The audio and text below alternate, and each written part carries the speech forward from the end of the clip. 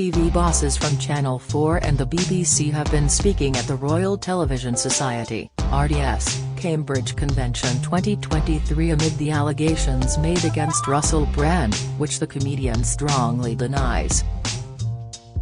Channel 4 chief executive Alex Mahon has addressed the allegations levelled at Brand, saying she found the claims disgusting and saddening. Ms Mahon spoke as she joined BBC Director General Tim Davie at the Royal Television Society (RTS) Cambridge Convention 2023 today, September 20th, in King's College, Cambridge. Brand was accused of rape, sexual assault and emotional abuse in a joint investigation with The Times, The Sunday Times and Channel 4's Dispatches, which aired on Saturday at 9 p.m. 4 women spoke out to make claims of incidents with Brand.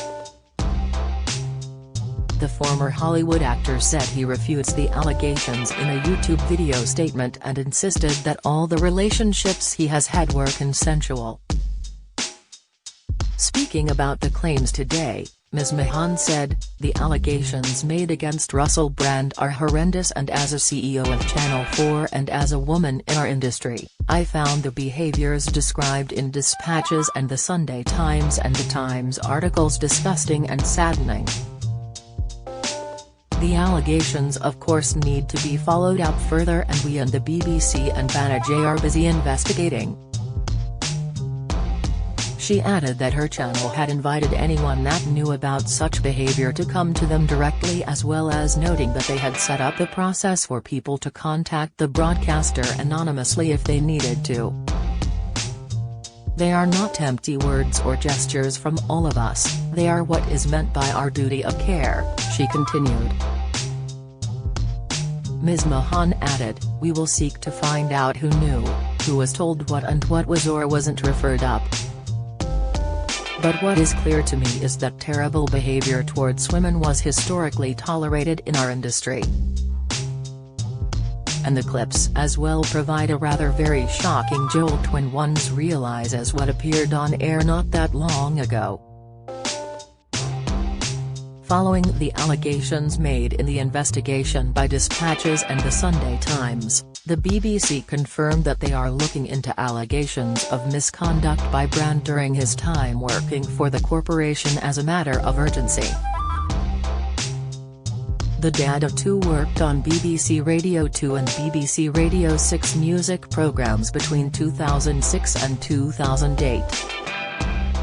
Brand's content on Channel 4, where he worked on shows such as Big Brother's Big Mouth, has been removed by the broadcaster following the allegations being made public on Saturday. Meanwhile, entertainment company Banijay UK, which owns the production company behind Big Brother and its spin-offs, also launched an urgent internal investigation into the allegations.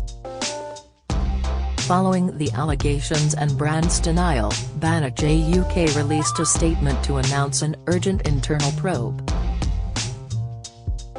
A statement from Banijay, provided to the Mirror, read, "In light of the very serious allegations raised by Dispatches and the Times and the Sunday Times investigation relating to the alleged serious misconduct of Russell Brand while presenting shows produced by Endemol in 2004 and 2005, Banijay UK has launched an urgent internal investigation and will cooperate with any requests for information from broadcaster partners and external agencies. We also encourage anybody who feels they were affected by Brand's behavior while working on these productions to contact us in confidence." The conference comes after it was announced that the BBC's Director of Editorial Complaints Peter Johnston has been appointed to lead the review into Russell Brand's time at the corporation, according to BBC News. The review is said to look at any complaints against Brand, what was known, and what was done. Following the initial claims, a BBC spokesperson said, "The documentary and associated reports contain serious allegations, spanning a number of years. Russell Brand worked on BBC radio programmes between 2006 and 2008, and we are urgently looking into the issues raised. On Monday, The Times reported that a woman claimed Brand used the BBC's car service to pick her up from school when she was 16 so she could visit his home. The broadcaster hopes to release an interim update on the review within weeks, BBC News added on Tuesday. Addressing his fans via a video shared on YouTube and social media ahead of Dispatches airing on Saturday, Brand said, "Now, this isn't the usual type of video we make on this channel where we critique, attack and undermine the news in all its corruption, because in this story, I am the news. I've received 2 extremely disturbing letters, or a letter and an email.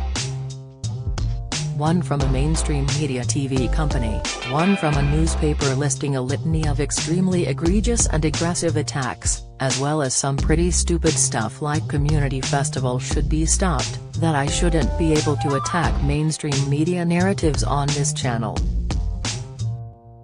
But amidst this litany of astonishing, rather baroque attacks, often very serious allegations that I absolutely refute.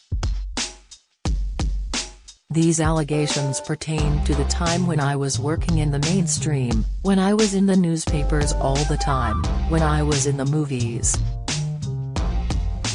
And as I've written about extensively in my books, I was very, very promiscuous.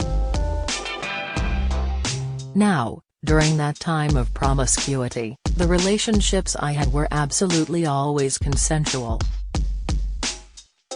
I was always transparent about that. Then almost too transparent, and am being transparent about it now as well. And to see that transparency metastasized into something criminal that I absolutely deny makes me question, is there another agenda at play? Particularly when we've seen coordinated media attacks before, like with Joe Rogan, when he dared to take a medicine that the mainstream media didn't approve of, and we saw a spate of headlines from media outlets across the world using the same language. I'm aware that you guys have been saying in the comments for a while, "Watch out, Russell. They're coming from you. You're getting too close to the truth." Russell Brand did not kill himself. I know that a year ago there was a spate of articles. Russell Brand's a conspiracy theorist, Russell Brand's right-wing. I'm aware of news media making phone calls, sending letters to people I know for ages and ages.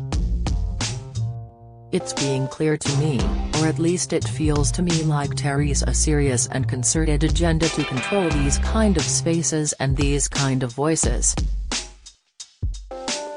And I mean, my voice along with your voice.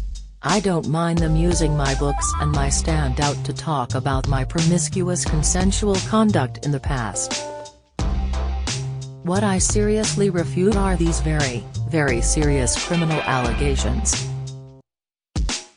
Also, it's worth mentioning that there are witnesses whose evidence directly contradicts the narrative that these 2 mainstream media outlets are trying to construct, apparently, in what seems to me to be a coordinated attack. Now, I don't want to get into this any further because of the serious nature of the allegations, but I feel like I'm being attacked and plainly they're working very closely together. We are obviously going to look into this matter cause it's very, very serious. In the meantime, I want you to stay close, stay awake, but more important than any of that, if you can, please stay free.